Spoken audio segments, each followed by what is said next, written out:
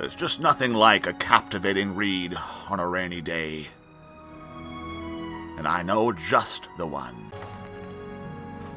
The Arcturian Heresy by the Underking Ysmir Kingmaker. With his god destroyed, Wolfhearth finds it hard to keep his form. He staggers out of Red Mountain to the battlefield beyond. The world has shaken, and all of Morrowind is made of fire. A strong gale picks up and blows his ashes back to Skyrim. Wolfhearth adopts and is adopted by the Nords then. Ysmir, the Grey Wind, the Storm of Kine. But through Lorkhan he lost his national identity. All he wants the Nords for is to kill the Tribunal. He raises a storm and sends in his people, and is driven back by the Tribunal forces. The Dunmer are too strong now. Wolfhearth goes underground to wait and strengthen and reform his body anew. Oddly enough, it is Almalexia who disturbs his rest, summoning the Underking to fight alongside the Tribunal against Adasum Durkamal, the Akaviri demon. Wolfhearth disappears after Adasum is defeated and does not return for 300 years. It is the rumbling of the Greybeards that wake him. Though the Empire has crumbled, there are rumors that a chosen one will come to restore it. This new emperor will defeat the elves and rule a united Tamriel. Naturally, Wolfhearth thinks he is the figure of prophecy.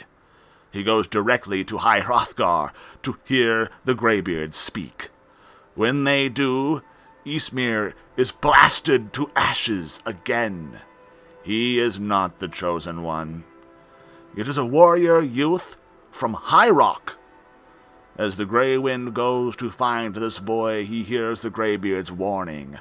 Remember the color of betrayal, King Wolfhearth. The Western Reach was at war. Cuchulainn, the king of Falkreath in West Cyrodiil, was in a bad situation. To make any bid at unifying the Colovian estates, he needed to secure his northern border, where the Nords and Reachmen had been fighting for centuries. He allies with Skyrim at the Battle of Old Horaldan. Leading his forces was Hjalti Earlybeard. Hjalti was from the island kingdom of Alcaer in High Rock, and would become Tiber Septim, the first emperor of Tamriel. Hjalti was a shrewd tactician, and his small band of Colovian troops and Nord berserkers broke the Reachman line, forcing them back beyond the gates of Old Hraldan. A siege seemed impossible, as Hjalti could expect no reinforcements from Falkreath. That night, a storm came and visited Hjalti's camp. It spoke with him in his tent. At dawn, Hjalti went up to the gates, and the storm followed just above his head. Arrows could not penetrate the winds around him. He shouted down the walls of Old Hraldan, and his men poured in. After their victory, the Nords called Hjalti Talos, or Stormcrown. Cuchulainn, with his new invincible general, unifies West Cyrodiil in under a year. No one can stand before Hjalti's storms. The Underking knows that if Hjalti is to become Emperor of Tamriel, he must first capture the Eastern Heartland. Hjalti uses them both.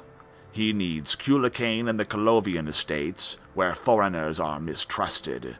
It is obvious why he needs Ysmir. They march on the east.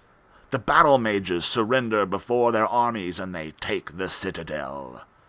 Before Cuchulainn can be crowned, Hjalti secretly murders him and his loyalist contingent. These assassinations are blamed on the enemies of Cuchulainn, which, for political reasons, are still the Western Reach. Zurin Arctus, the Grand Battle Mage, not the Underking, then crowns Hjalti as Tiber Septim, new Emperor of all Cyrodiil. After he captures the Imperial throne, Septim finds the initial administration of a fully united Cyrodiil a time-consuming task. He sends the Underking to deal with Imperial expansion into Skyrim and High Rock. Ysmir, mindful that it might seem as if Tiber Septim is in two places at once, works behind the scenes. This period of level-headed statesmanship and diplomacy, this sudden silence, heretofore unknown in the roaring tales of Telosian conquest, are explained away later. The assassination story is embroidered. Now it is popularly Talos' own throat that was cut. The human kingdoms are conquered, even Hammerfell, whose capture was figured to be an arduous task. The Underking wants a complete invasion, a chance to battle their foreign wind spirits himself, but Tiber Septim refutes him. He has already made a better plan, one that will seem to legitimize his rule. Cyrodiil supports the losing side of a civil war and are invited in. Finally, the Empire can turn its eyes onto the elves. The Underking continues to press on Tiber Septim the need to conquer Morrowind. The Emperor is not sure that is a wise idea. He has heard of the Tribunal's power.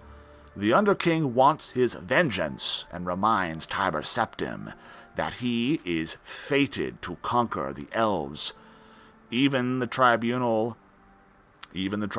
yes.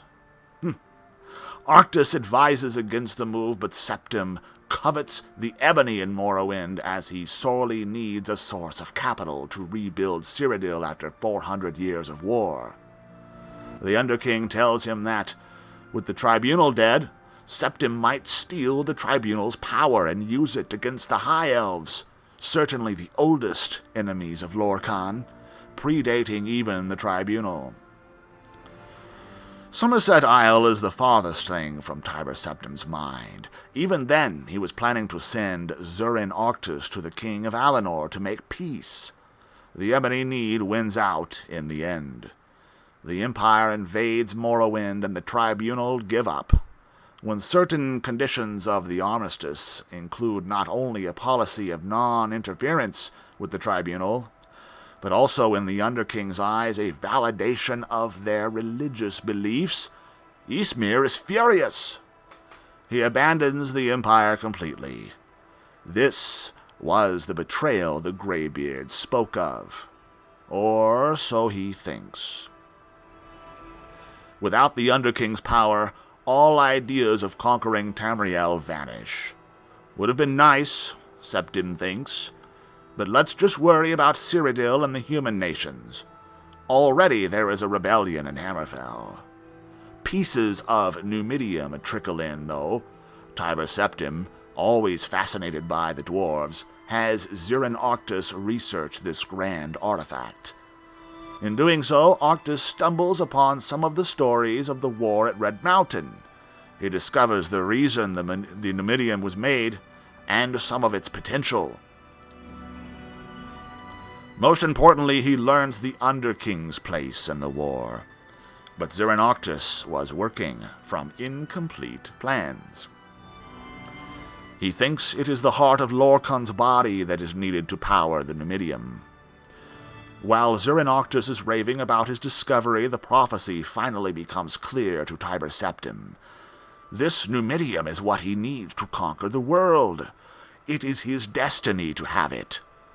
He contacts the Underking and says he was right all along. They should kill the Tribunal, and they need to get together and make a plan. While the Underking was away, he realized the true danger of Dagoth-Ur.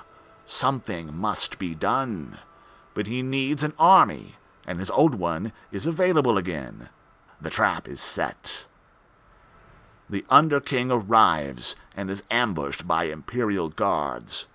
As he takes them on, Zurin Arctus uses a soul gem on him. With his last breath, the Underking's heart roars a hole through the battle mage's chest. In the end, everyone is dead. The Underking has reverted back to ash, and Tiber Septim strolls in to take the soul gem. When the Elder Council arrives, he tells them about the second attempt on his life, this time by his trusted battle mage Zirin Arctus, who was attempting a coup. He has the dead guards celebrated as heroes, even the one who was blasted to ash.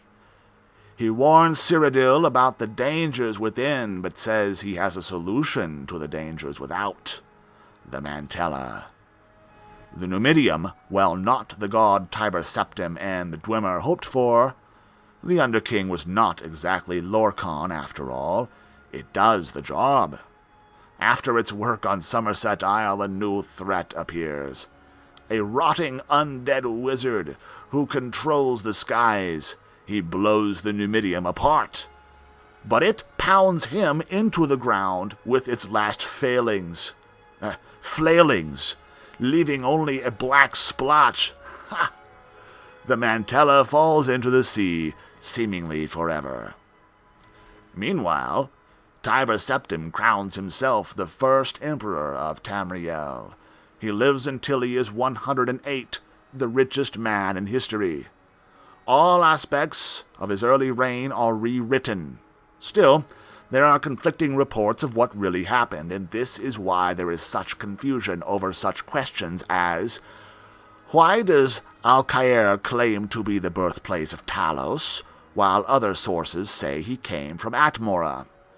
Why does Tiber Septim seem to be a different person after his first roaring conquests? Why does Tiber Septim betray his battle mage? Is the Mantella the heart of the battle mage, or is it the heart of Tiber Septim? Tiber Septim is succeeded by his grandson Pelagius I. Pelagius is just not of the same caliber. In truth, he's a little nervous with all these provinces. Then an advisor shows up. "I was friends with your grandfather," the Underking says. "He sent me to help you run the Empire."